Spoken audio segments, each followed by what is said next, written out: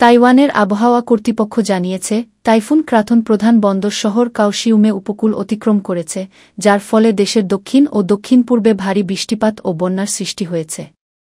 শুক্রবারের মধ্যে ঘূর্ণিঝড়টি ধীরে ধীরে উত্তর দিকে অগ্রসর হবে এবং রাজধানী তাইপে পৌঁছানোর আগে অপেক্ষাকৃত দুর্বল একটি নিম্নচাপে পরিণত হবে বলে পূর্বাভাস দেওয়া হয়েছে। ক্রাথন আঘাত হানার আগে কাওশিউংয়ের বাসিন্দাদের বিপর্যয়কর বাতাস থেকে নিরাপদ থাকার জন্য সতর্ক করা হয়েছিল।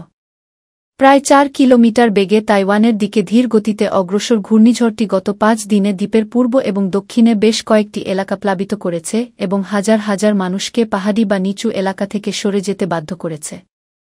২ দিনের জন্য দ্বীপের চারপাশে স্কুল ও সরকারি অফিস বন্ধ রাখার পাশাপাশি সমস্ত অভ্যন্তরীণ ফ্লাইটও বাতিল করা হয়েছে। এছাড়াও প্রবল বাতাস ও ভারী বর্ষণ জনশূন্য রাস্তাঘাটে আঘাত হেনেছে।